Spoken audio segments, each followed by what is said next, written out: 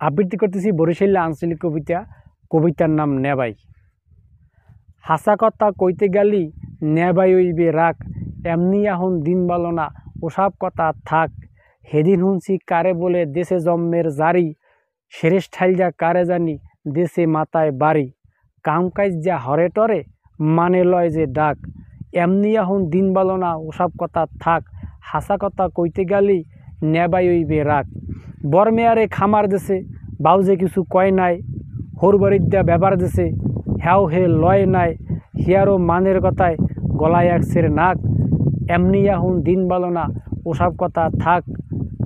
হাসা কথা কইতে গেলি নেবাই হইবে রাগ। যেগো লগে খাতিল আছে হ্যাগো দেয় দাওয়াত, মোরা কিছু কইতে গেলি হ্যাহানে দেয় বাওয়াত। মগো একটু দাওয়াত করতে রাইন্দা কচুর হাক, ওসব কথা কইতে গেলি নেবাই হইবে রাগ। হাসা কথা কইতে গেলি নেবাই হইবে রাগ, এমনি এখন দিন ভালো না ওসব কথা থাক। ব্যাগ কিছু বেচছে কিনা এখন যাইবে ডাহা, গার্মেন্টস কইরা এখন বলে কামাইথারবে টাহা। নেবাই হইলে গয়রে মানু মানে দেবে পাক, হাসা কথা কইতে গেলি নেবাই হইবে রাগ, এমনি এখন দিন ভালো না ওসব কথা থাক। সুপ্রিয় দর্শক শ্রোতা, এই কবিতাটি লিখেছি একটি বাস্তব কবিতা। আপনি দেখবেন গ্রামের যাদের সংসারে বড় ভাই থাকে অথবা পার্শ্ববর্তী কেউ তার আত্মীয়স্বজন থাকে, দেখবেন ওই লোকটি খুব আগারও থাকে, মানে খামখেয়ালি, বলবে একটা করবে আর একটা, বা ওই কথাটা সে জানে এটা বসে সেইটা করবে, অথবা কেউ একটা কথা বলে সেই কথাটাকে সে মানে দাম দেবে না। তো দেখা যায় এই যে গ্রামে যারা থাকে বড় ভাই বা নেবাই বা দাদু, আমরা যাই বলি বড় ভাইকে, তো এই তার কথা মানে ছোটো ভাইরা যে কথা বলে সে ওইটা শুনতেই চায় না। তো আসলে তার ইচ্ছা মতো সে চলবে, এই যে তাদের একটা মানে আগারুরা ভাব, এটা দেখলে মেজাজ খারাপ হয়ে যায়।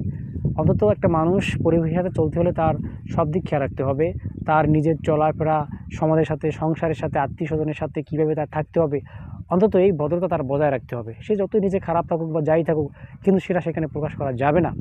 সুপ্রিয় দর্শক শ্রোতা, এই কবিতার মাধ্যমে আমি সেই কথাটাই বুঝাতে চেয়েছি যে আমাদের ভিতরে যারা এই উদ্ভট একটা আচরণ আছে, আমরা এই আচরণগুলো পরিহার করব, যাতে আমাদের আত্মীয় স্বজন, ভাই ব্রাদার, তাদের সাথে যেন একটি ভ্রাতৃত্ববোধ তৈরি করতে পারি, আমাদের আত্মীয়তার সম্মানটা বজায় রাখতে পারি।